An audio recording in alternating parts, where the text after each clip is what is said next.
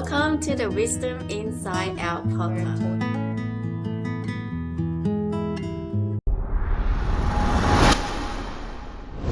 I am a 15-year professional athlete. I am currently still playing pro basketball, but I am also recently a certified life coach, and I also have a elite mentorship program for young athletes. My entire concept on dealing with pressure is preparation. I believe in my preparation more than I believe in the results. A lot of people was like, oh, relying on motivation. No, motivation come and go. But if you build that muscle memory, the consistency, even though someday you're not in the mood, the body memory is amazing. You just pick up and go on the run. A comparison of discipline versus motivation. When you have discipline, it means you can get up and do what you need to do when you don't feel like it. That is the biggest difference between the elite level athletes, I'll speak in the realm that I know the most, and the people that are just good players. Sometimes being selfish means you are only going to do what's best for yourself to get where you need to go.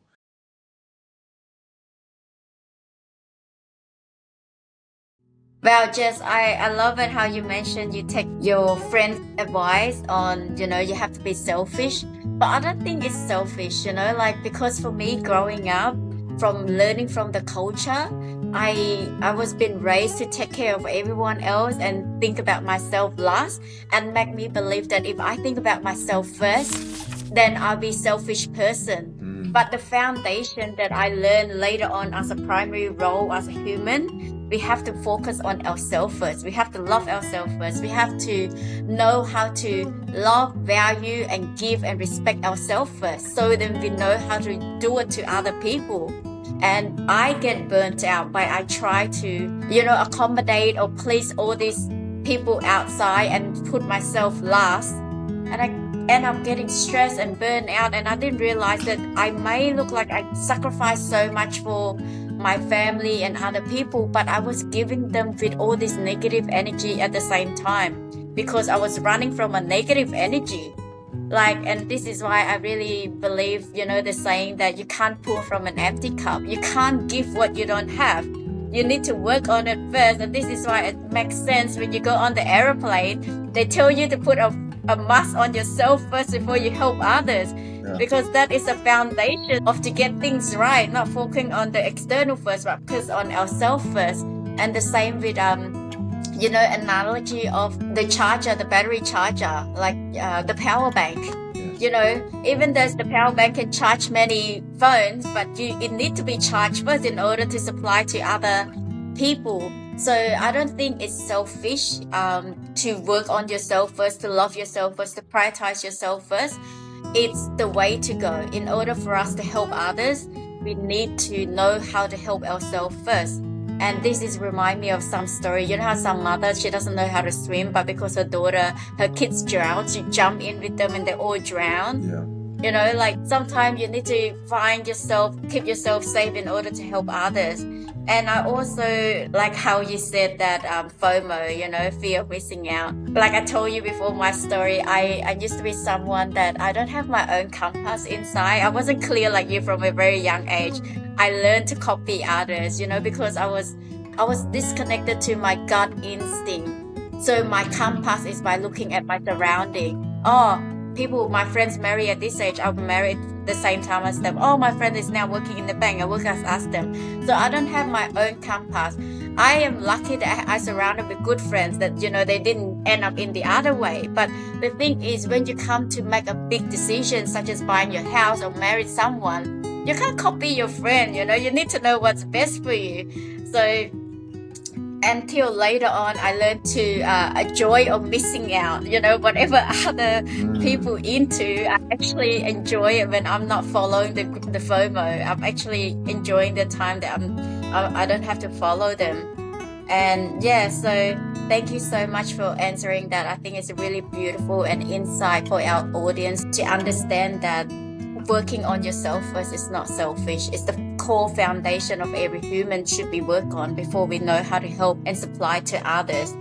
Coming to the next questions, I'm sure in life we all experience there's people love you, there's people hate you, and there's always people having their opinions. It's very normal in life to have a disagreement and come to criticism and feedback. How do you handle all this? I'm sure because as an athletic professional basketball player, especially from the coach, especially from the people watching your game, all this pressure, how do you take all those criticism in a positive way, turn it to fuel, or how do you handle all those without impact your motivation or your mindset? So I'm very lucky to have met my high school coach and my college coach in those stages of my life, because I grew up really fast and I had some leadership qualities, but I would say that I was a pretty sensitive kid as far as criticism. If things didn't go my way, I would pout, or I would have some kind of attitude where that just affected me in a negative way. Well, when I played for this coach named Larry Miller when I was in high school, the coach that I mentioned taught basics and fundamentals, he was very, very hard on his players because he wanted to teach us about accountability and showing us that the standard that he was holding us to is nothing compared to the problems that we would face in life if we didn't understand how to handle adversity. And he called it constructive criticism. He made absolutely no apologies about being constructively criticizing to us, because there was one thing that he would criticize us about that we could not argue. That was effort, that was energy, that was being a good teammate, that was being present every single day. And when he talked to us about why we wasn't there or his analysis, he would always record the practices, and of course the games are videoed as well. And he would always tell us, well, listen, son, I can tell you what I see, or we can watch the film, and the film don't lie. So we were always able to be analyzed by the coach, but we would always be able to see our mistakes. We would have film sessions where he would say, well, Jazz, you did not hustle after this ball. You did not get back on defense. You did not make the effort. And then we would go back. He would roll out his old VHS television set, and we'd sit there for 2 hours and we watch every single mistake. And what can you do when you are combating something and the evidence is right in front of you? So I learned to take constructive criticism at 15, 16 years old, and it's allowed me to never take any form of criticism personally as a professional. In the newspaper, in the media, from a coach, from a teammate, even from the fans. In sports, there's an unwritten rule of they're going to love you when you win, they're going to hate you when you lose. And that's what sports is.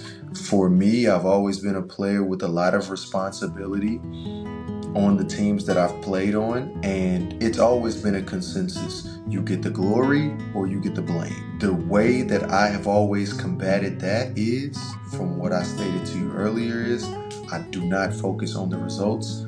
I focus on my preparation.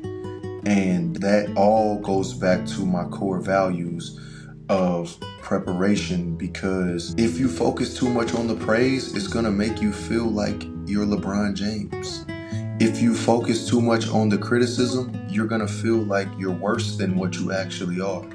So having a level of balance and being able to constructively take that criticism and constructively take that praise, because either one, if you sway too far in either direction, that chemical imbalance is normal for a human being.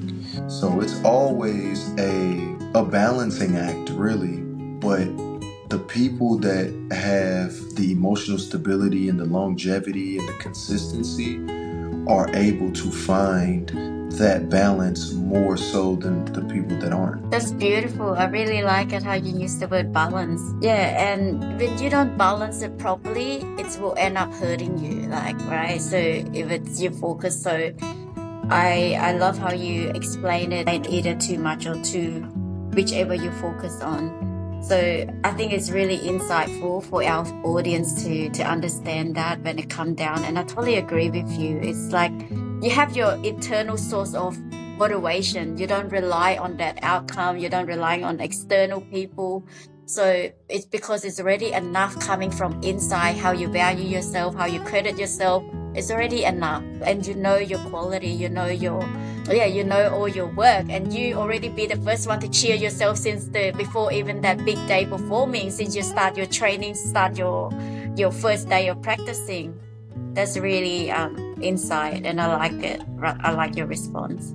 Yeah, so coming to the next question, can you share a particular memorable moment or game stand out for you where it made you feel so special thinking about that moment, especially like, you learn something, or like, it's aha moment for you?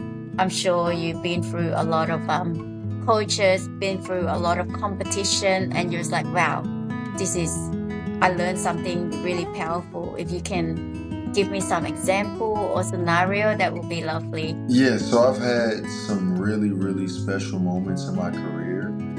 And I think, one that will always be very, very sentimental for me will be a game from 2 seasons ago in France, where my mother and my brother were both in attendance at the game at the same time. This was the first time that my brother was able to travel outside of the United States to see me play. So he hadn't seen me play live for 15 years because he hadn't seen me play since I was in college, in person. And I had been explaining to my wife for 5 or 6 years how my brother brought out something in me that nobody else in my life could, because we were each other's first cheerleaders when we started playing sports. When he scored his first touchdown in Little League football, I was running down the sidelines with him, jumping for joy like I did it myself. When I scored my first 30 points in a high school game, he was on the sidelines, running up and down, being the biggest cheerleader and the most visible person and the loudest person in the gym. We've always had this level of support for each other because we were each other's first supporters and each other's only supporters at some point early in our lives.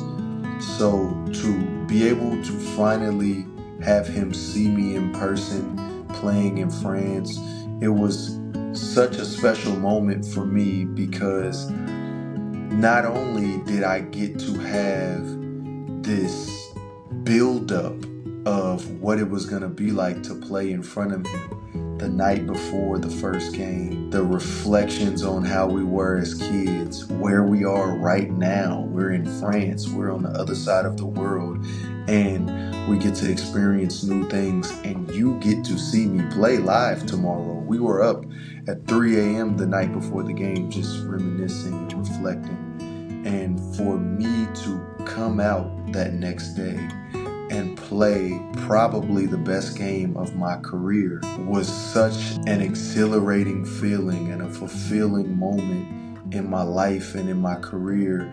And to be able to see him and my mom and my wife and my mother-in-law jumping for joy and really being able to live that moment with me was something that I'll probably never be able to experience again as an athlete, but something that I hope if my son becomes an athlete, that he can feel at least once in his life, because it was something that really, really gave me an ultimate satisfaction of being able to show him a different part of life, and then almost revert back to us being kids of how we got here, and being able to see me to perform it in that way. So I would say, out of all of the cool and beautiful moments, records that I've broken, the championships that I've won, that moment in particular will always stand out to me in my career. Wow, so beautiful. I love how you describe it. I can see like how close you guys are, and the way you describe it, as if like you can fly because of your brothers there. It's like a strong wind supporting you. And it's so beautiful how you describe your relationship. Your brother's so lucky to have you as an older brother, and you guys really close to each other. It's so beautiful to have this type of relationship, because I find not every sibling are this close. Usually it's when they grown up, everyone kind of have their busy life and separate. Sometimes it's spending time with your parents, your sibling, it's really too hard, and they become disconnected. So it's so beautiful for you to describe. I don't know why, but at that moment I was picturing Elsa and her sister Anna together for some reason. The way you're describing the relationship between you and your brother, it's just so beautiful. Just coming to the next questions, how do you balance your the drive in competitive, professional sport player? It's very always competition all the time, and always, like I mentioned earlier, under pressure. How do you stay present? Because present is very important. That's how we observe, how we can respond back to the situation with our highest potential. So how do you stay in the present without getting this outcome or this pressure distracting you? And what kind of specific mindset or mindfulness? I know you mentioned about meditation, but how do you stay grounded? If you can walk me through, or techniques that you can share to our audience, so maybe they can learn and to keep themselves grounded. Yes, so I think this is another very important question about staying present and remaining grounded. The way that I stay present is, as I've gained more experience and become much more sure of myself as a person and an athlete, and understanding my why. I think when I was younger as an athlete, I used to carry the results around with me everywhere. If I played well, I was in a good mood. I could go out to eat with people and interact. It would determine my mood and how I was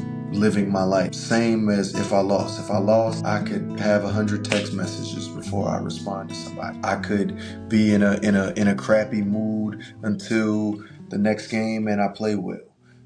I was very controlled emotionally by outcomes. So what I learned to do as I started to gain more experience was, the best way for me to be present and keep that groundedness was to wake up every day, approach my preparation the exact same way every single day. But when I'm finished with practice, when I'm finished with the game, I leave that on the court. I take the rest of my life and I almost compartmentalize it from the sport. With me now, the easiest way that I can do that is I go practice or I go play a game. When I come home, it's family time. It is decompression time. It is time for me to be present in my coaching, nurturing other people's lives, helping build them, finding ways to do things that stimulate me outside of the emotional and physical strain of being a professional athlete. Sometimes athletes never get to the point where they can find the release or something that can abstract them from everything that ties into you physically and emotionally on the court or on the field. I'm lucky enough to have played long enough to be able to do that, and to be able to also find passion that's parallel to the love that I've always had for the game of basketball. And I think the groundedness of where I am comes from the ambition that I have in the life coaching now. I feel like I'm a great basketball player. I feel like that I have reached my full potential as a player, and I hope that I can continue to play for another couple years. But also I understand that I'm gonna be better at the mental health space for the next 20, 30 years than I ever was as a basketball player. And I think when I can leave the court and have a few other things to focus on, that's what has allowed me to be more grounded in the latter stage of my athletic career, and help me understand what I will be doing post career. That's beautiful. For people that doesn't really understand what's been present, can you explain maybe in a coaching perspective a little bit more, like what is it being present mean? So I would say being present, this is a great question. So when I speak with my clients or my coaches or my mentees that I talk to, the first thing that I try to do with them is establish a relationship of making them feel safe. And the number one element of safety, in my opinion, when you are having a coaching session is letting the coachee understand that they have your full attention. And that for me is what being present is. You will not hear my phone ring. You will not hear my phone vibrate. You will fully understand that I'm giving you this 1 hour, sometimes 75 minutes of undivided attention, undivided level of being heard and seen in a way that you may not get anywhere else in your life. Because even if you have a spouse, there are times where you both are very busy. You're talking, but you are in passing. One of you may be cooking, the other may be cleaning the baby, and you don't have a full level of presence. So presence to me is being able to give your time, energy, focus, and perspective to a particular person, place, or thing. And in coaching, you cannot have effective coaching, in my opinion, if you can't be present as a coach or a coachee.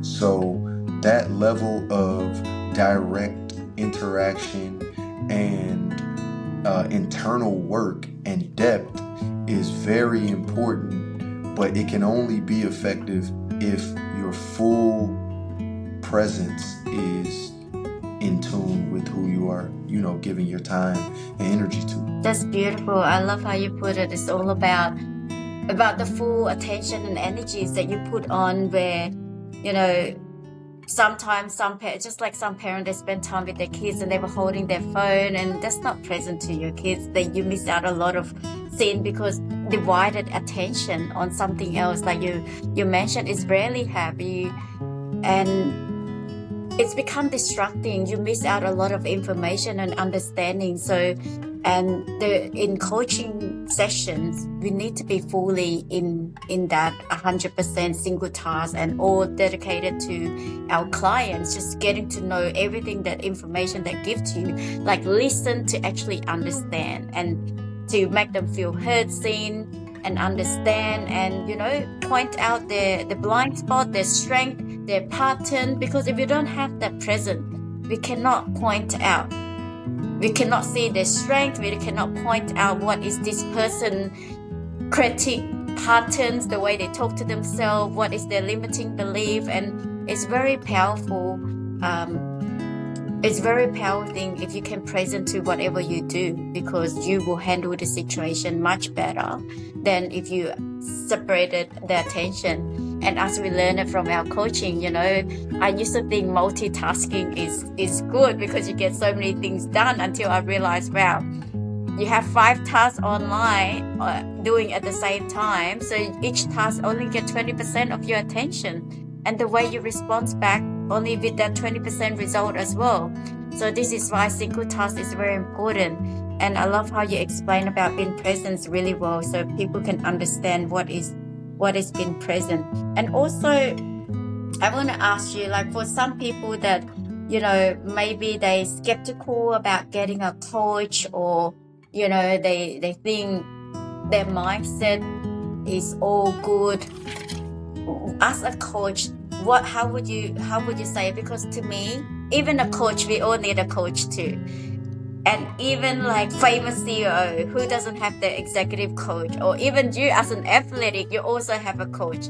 Like, how would you respond to all those people that skeptical about a coach? Like how powerful it is to have a coach. So I would definitely use myself as an example when I explain to people what coaching is, because I think as somewhat of a public figure, people always online show the best versions of themselves.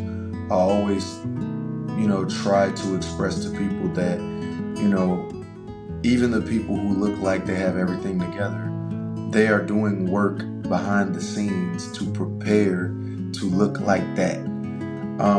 For me, the best thing that I could have ever done in having interest as a life coach is being able to do the training hours of coaching, being a coach and a coachee.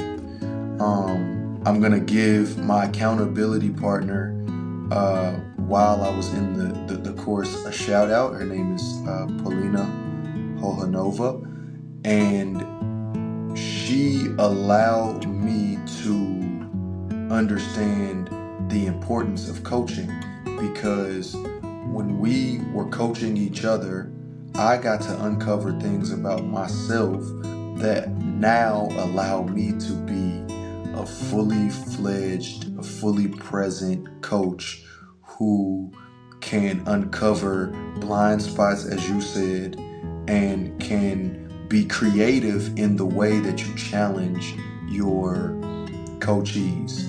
So working with Polina, I did work with several coaches, but working with Polina in particular, we come from totally different backgrounds, and we were able to get probably some of the most effective work done for each other, because we had alternative perspectives that challenged each other and ultimately allowed us to see versions of ourselves, or see something in ourselves that we didn't see.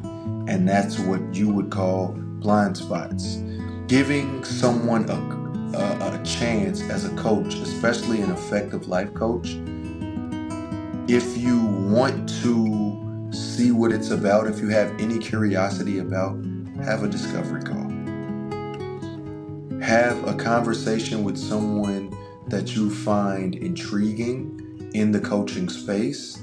Contact them, have a discovery call with them, and they can give you the gist of the values that they bring in coaching, because all of us are different. All of us come from different places. All of us have our own styles, but in particular, the style in the coach that you may want to be coached by, if it's a good fit for you.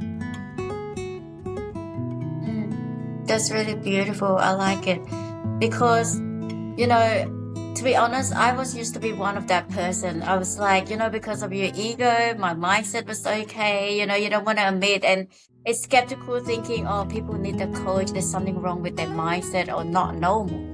That is totally off wrong. And until I get into the coaching, that's when I realized, wow, that's how powerful it is. It's the best investment. And trust me, I'm not saying this because I'm a coach. The reason I'm doing all what I'm doing every day is just a purpose to help or passing a message to all our humanity. I just realized going through my own cancer, life is too short. And when you change your mindset, you will live your life with much more ease and peace. And that's what I want people to experience. I know that some people already live their life in a happy environment, but if you even have upgrade your mindset, you will even live even a better and happier life. And it's not just that. For me, it changed the relationship with myself. It changed the relationship with my husband. It changed the relationship with my kids. And it changed the whole relationship with how I look at everyone around me. It's that much more pleasant. It's such, you walk life with more clarity, with more confidence. And, because I know we only know what we know. But our mindset, there's a lot more deep than that. Our subconscious mind, especially what we learn from a very young age, all these limiting beliefs, poor habits that we may not be even aware. And this is why we need a coach to point out that blind spot. And it's someone that observe and see your strength. You want to stretch, like I mentioned earlier at the beginning, we want to stretch our human potential as much as possible. Our whole head to toes, we have so much potential. And unfortunately, we don't use much of that potential. And until someone point out and you work out with that potential, that's when you realize, wow, that's where your confidence comes from. That's when you realize, wow, humans have so much potential. Think about it, how we build airplane, how we build hotel under the water, and all this AI thing is all coming from the ability of human potential. So, and everyone can do that when we stretch our potential to as much as we can. And we only use like 5-10% of our potential. We don't even use the whole lot because we were ruined by all this comfort, the easy life. If you want an easy life, you have to keep picking the hard task, because life will be hard anyway. Even though you pick the easy task, you will still be hard. So just might as well pick the hard one. You will live an easier life. So, and like you mentioned, discovery call, it's an easy way just to get to feel what this coach like, and you get to understand. And I just hope people open up to that, because some people still like questioning what is a life coach, why is it, they're still skeptical about it. But I'm saying this out of my heart because I really want people to experience, and life is too short. I just want them to be an open mind and be curious, like what can they get? Because to me, even those people help me with the money, I will spend it all. Even those people who help me with their energy, it's not sustainable. But if they help me with the mindset, that's the asset that no one can steal it from me, and I can use it to change my life. And this is why I focus is very important, because when you change your mindset, you change everything else in life. And everything we do in life, it's a mindset game. We need to upgrade our mindset to have a better life. I don't want to cut you off, but I just want to piggyback off of that point, because I think there is no better feeling for me as a coach than to see a mindset shift from someone that I'm coaching, to see the level of confidence being built from 2 months ago or 6 months ago, and the habit change that allows people to fulfill the most potential in themselves that they see and that they're taking steps towards fulfilling.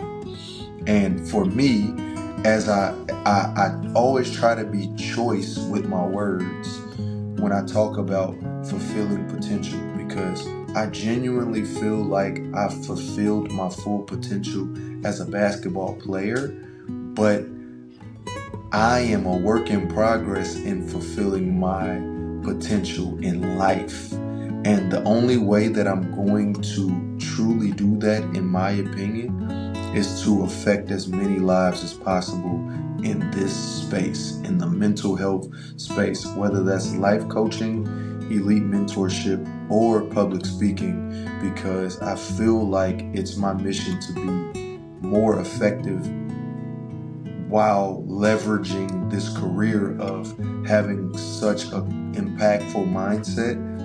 I need to be able to give back and guide people towards fulfilling their potential.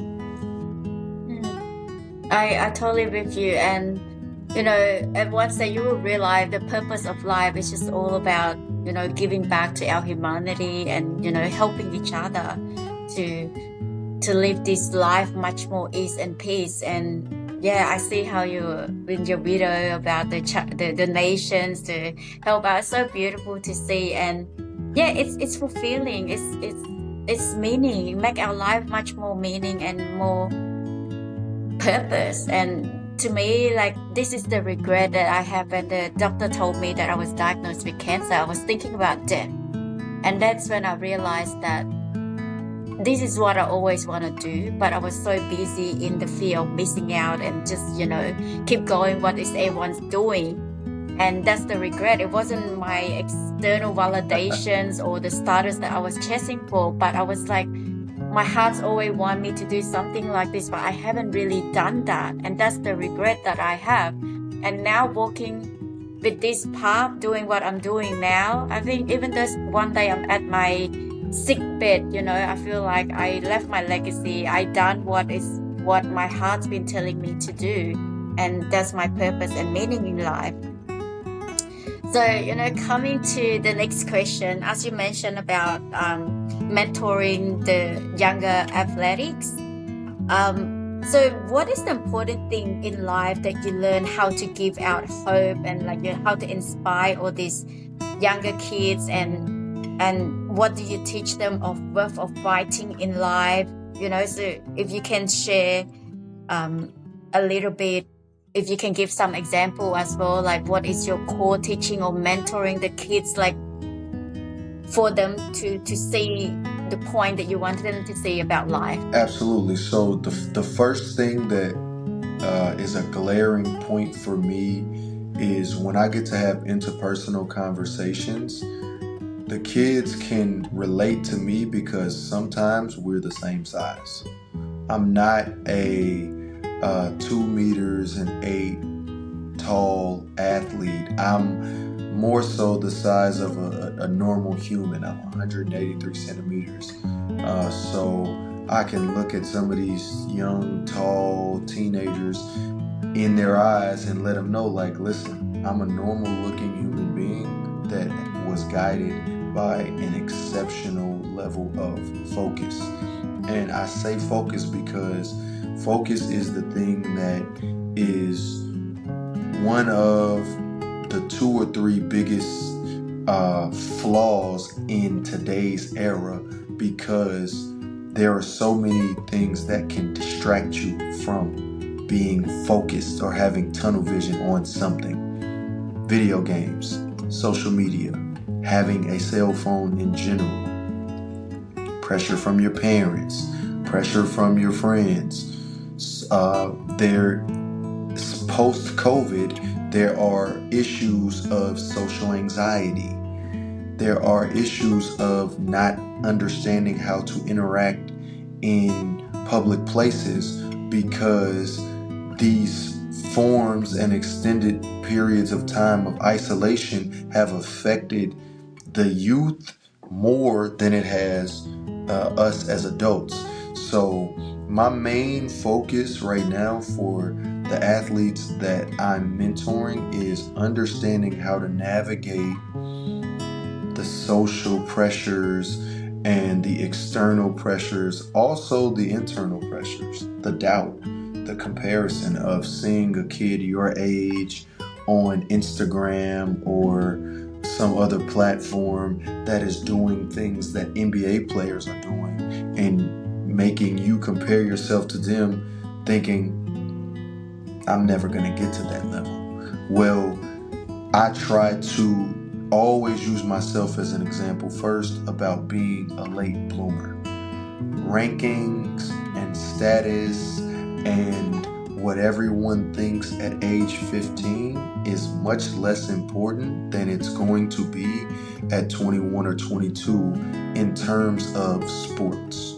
So I try to get them to focus on the development, focus on the process. And that is not only anymore the physical process, but understanding the importance of building your mindset, the importance of building habits, the importance of battling against burnout and being resilient and handling wins and losses and preparation.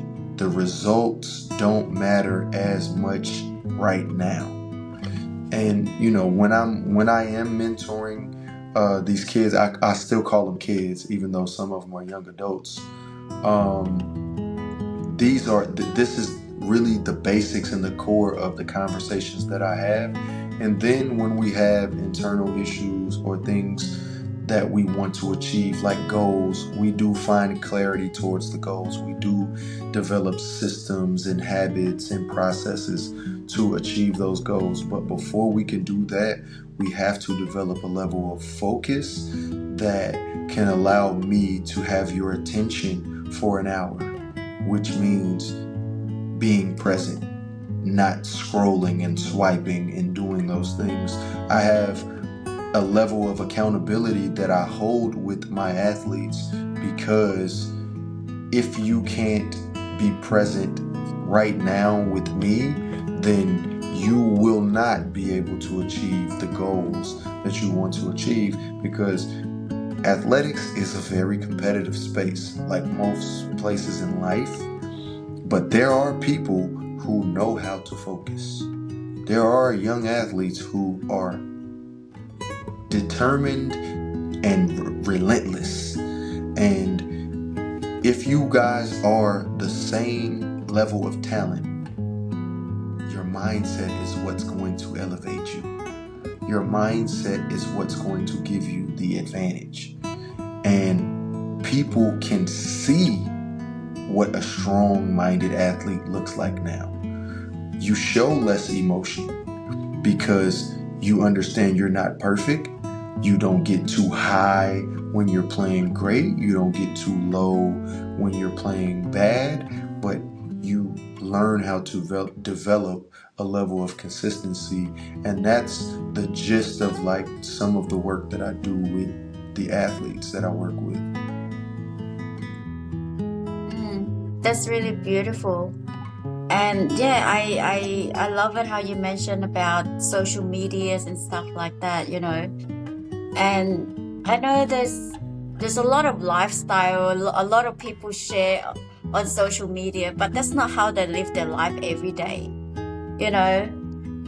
I just want some time to remind them that what you see, they're recording it. It's not that exactly, but a lot of kids, they seems to compare it. They say they come back and look at their life. They think my life is bad and their life is good, thinking that's how they live their life every day. But as human beings, we all know, we all experience challenges, we all experience disappointment, and it's very normal to, but they don't show it on the video, they don't show it on to get all these attractions or get all these, like. So I just want people to reflect back when they see something on social media and thinking their life is good, my life is not good. Reflect on that again.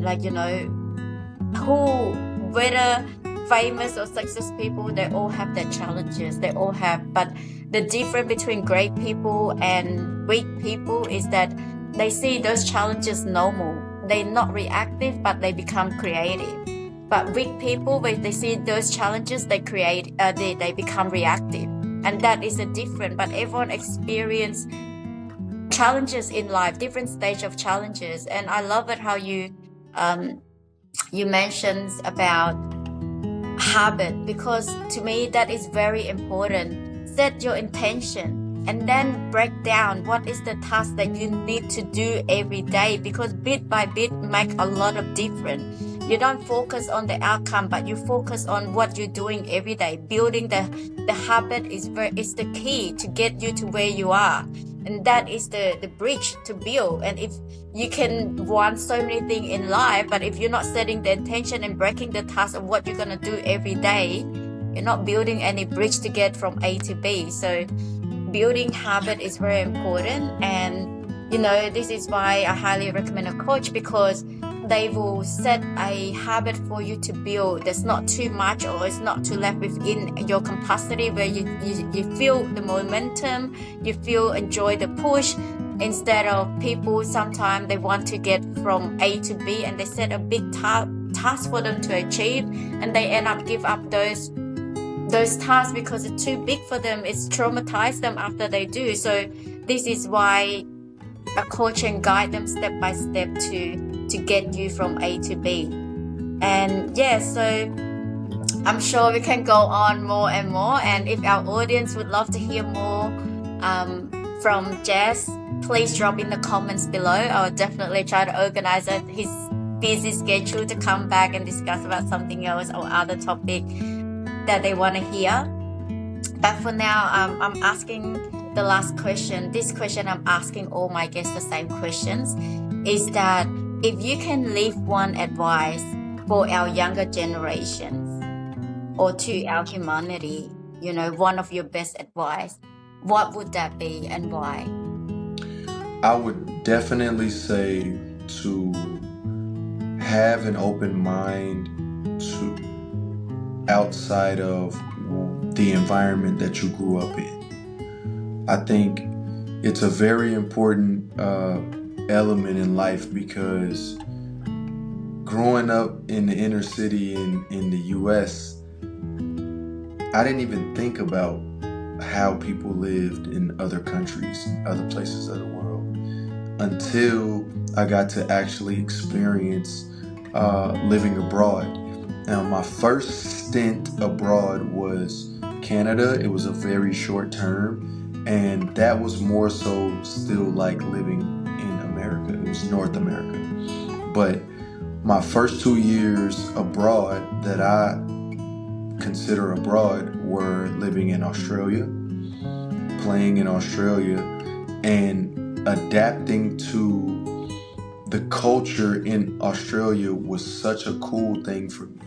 I met people from absolutely different walks of life with absolutely different perspectives on life, and it allowed me to then start to view the world differently. My mind completely started to open up, and I became curious about, if they're like that here, then how are they in Italy? How are they in Greece? Like, what is life like in Japan? And thankfully and gracefully, I've been able to travel to most of the places that I wanted to see, but without having an open mind of understanding the free thinking and the lack of crime and violence that's completely pushed in your face in the environment that I'm from, that being able to adapt to other cultures has been such a cool experience to live in life. And it also made me understand that I can live and adapt to any place in this world. I think having that open-mindedness it opens you up to a part of life that, if your mind is closed and you only want to stay in one place, it's a totally fine way to live, but you close your mind to so many resources, so many experiences, and maybe even some people that you may meet that could be lifelong people that will be household names in your life forever. So have an open mind, be adventurous, try to eat different foods and learn different languages and adapt to different cultures. Instead of spending money on things that don't hold as much value, save a little bit and travel and get those experiences, because those experiences are they're gonna stay with you until the end of your days.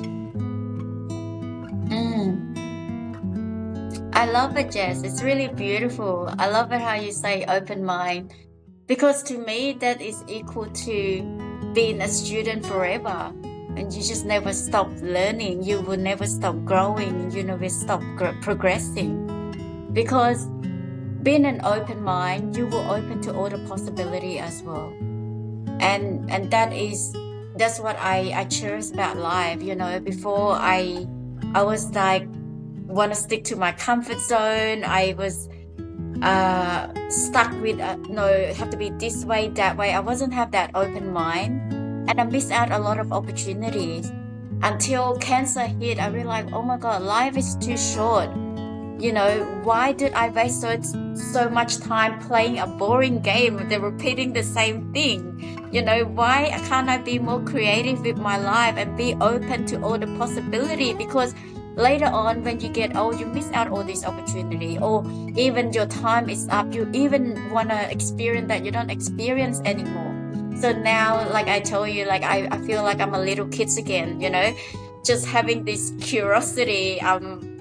Like you're just enjoying life, taking us open and curious, and I'm learning, because I take it as a playing game. I'm just gonna play it to the fullest, because sooner or later my time is also up. So I want to make the most out of it, and it's such as a waste of time to play the same boring game and just stuck to the same spot.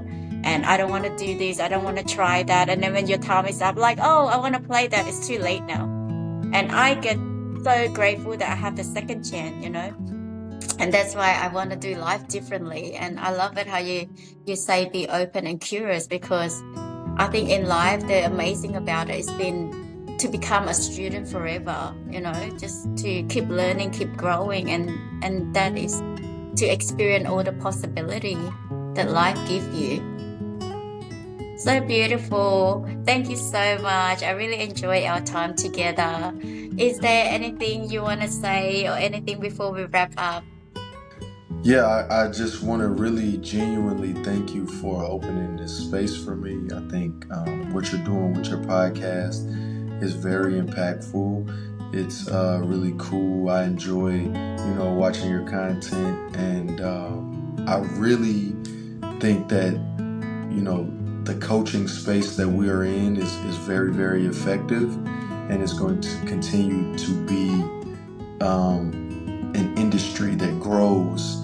So having someone like you giving this level of awareness, and giving someone like me the opportunity to come on and talk about my journey and my coaching style is really cool, and I really, really appreciate this opportunity. Thank you so much for your time and energy. I know how busy you are, and yeah, I really enjoy learning. Like I learned so much from you today. I see how disciplined you are, and this is something I really enjoy. And hopefully we build all this collective abundance, to raise that awareness. It's never create all these algorithms in the social media we have a lot of like negative energies on social media. We need to build a lot of our positive energy awareness to help each other out. Thank you so much. And we'll definitely, if our audience want to hear more of our episode, we'll definitely have you over again. Thank you.